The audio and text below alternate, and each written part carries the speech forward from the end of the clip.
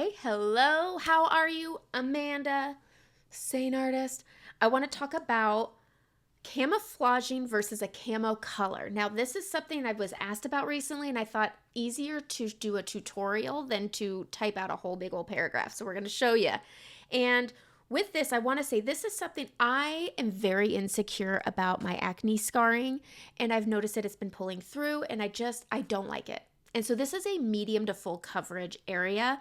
I like, with Seint Makeup Cream Base 3D Foundation, I like that I can piece this together so I can have full coverage here but light coverage everywhere else. And that's the nice thing about this, because most foundations, if it's light coverage, it's light coverage. If it's full coverage, it's full coverage. This you can easily. Light coverage is my forehead, and then mid coverage in this area, but my apples are full coverage.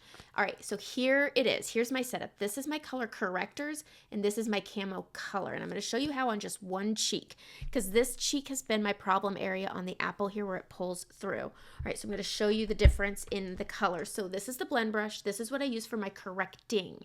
Now, correcting is just muting. All right, we're still going to see the problems, but we're muting. So I'm going to go into my aspen, which is the color of concrete, and I have a bit of rosacea, but I also have acne scarring that is deep, surrounded by red. So I just take the small end of the blend brush and I very lightly sweep over the red to mute it. You can still see my spots, but the coloring is muted. And that's the key point. Muted, you could still see it. The redness isn't red. Then I go in on the fluffy end, I go into my suede lip liner. And I like this because it's a similar tone. And that's what I do around my hyperpigmentation that's coming in. And I surround it rather, just like I did with the aspen where it mutes. This is going to surround and hide and give a little extra coverage. And then I go up. I've already done the rest of my face. I'm really just showing you on the cheek because I don't need to do the full shebang, so this can be quick, easy, and to the point. So what I've done here is I've hidden everything. All right, my under eyes is another corrector. I use balm because I have maturing under eyes where I have some fine lines, I have puffiness, I've got stuff. And so this helps streamline the corrector to work with the corrector and your brightening highlight. I go into Frenchie. Because I feel like this is quicker than Demi. It's done. That's how fast it is. You just sweep, swipe, you're done. With Demi, it's a little more pinpointy and blendy, and I need to get out the door. All right, now we can go into the coverage. So we've corrected and camouflaged. Now I'm going to go into basically the camo method, but I've kind of tweaked it to work for me because I got an area, not a couple spots. It's not like a breakout here and a breakout there. I have an area. And so I'm going to use the powder brush on the flat end. So a camo color is going to be too dark. Okay, and so usually after I correct, you'll see me go into my main highlight. There's a bazillion ways to apply this makeup. That's what's so wonderful is you can find what works for you and your set, and everybody's way is different. I like to show all the ways. And so this is just something I've been doing lately and really liking. It is a medium to full coverage area. So if you don't like full coverage, this isn't for you. This is for me and my scarring. So what you do is I would typically take my main highlight and I would go and balance the lower part of my face and I would bring it up over my scarring, and it just wasn't cutting it lately. So what I did was I went into my camo color. So me, it's hazel. This is too dark for my skin, and I'm going to go over the apple of my cheek and I'm going to cover my scarring and up and over that hyperpigmentation. That's the only area I put this. Then I'm going to go into my main highlight. This is lighter. This is my true tone, and I'm going to go right up here. I'm going to start at the back part so I don't over apply right here, which is what I've been doing with this method. So I'm starting back here and balancing my skin, coming down around my mouth, up, and I bring it up around my nose. Okay, so I have my dark color here and my main color here. Okay, then we're going to go into our lighter color, our brightening highlight, and I'm going to go just under my trough and up. So I have three colors: my main highlight, my hazel, my too dark color, my camo color, and my brightening highlight. All right, then I can come down here and I could start blending. And I'm just going to blend this out. I'm going to bring it down my jaw onto my neck because I have a higher color, so I'm not going to bring bronzer down.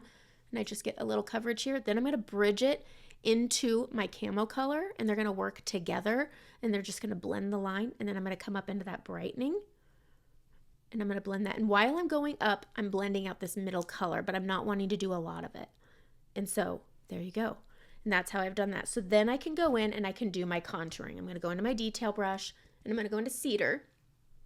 And I'm going to hit my contour line here, and I'm going to underblend it, but I'm going to blend it. Bring it up a little bit. All right, easy peasy. All right. Then I can go in. I use a lot of brushes, and I'm just doing what I do with the brushes I use. Blush and bronzer. I'm tapping into both rose gold. I am sick, and I'm powering through, guys. Powering through. Okay, I've got the rose gold with the new Seint. It's okay. And Bella bronzer. I'm tapping in, and I'm going to put my bronzer on. I've been really loving this bronzy look, and I'm bringing it up. I've already done my forehead, so I'm just bringing it right here.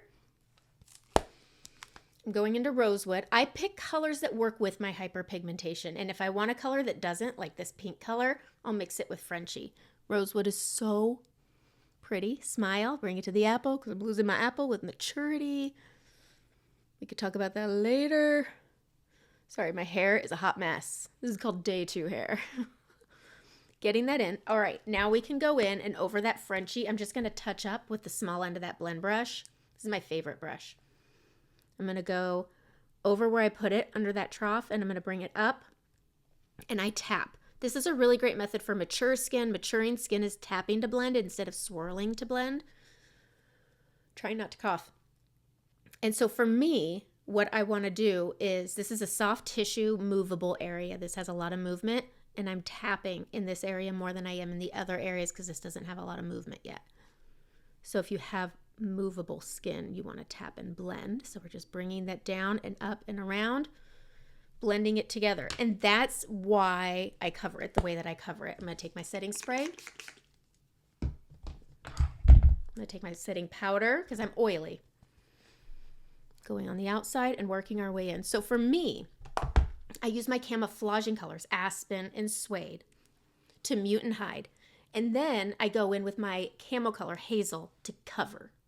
But I don't want it all over. I just put it where I need it and blend it together. And that's the difference between camouflaging and a camo color. My way. There's so many ways. Find yours. Try it. It's makeup. It washes off. And playing with this makeup makes makeup fun again. There's so many ways. There's no wrong way to apply this makeup.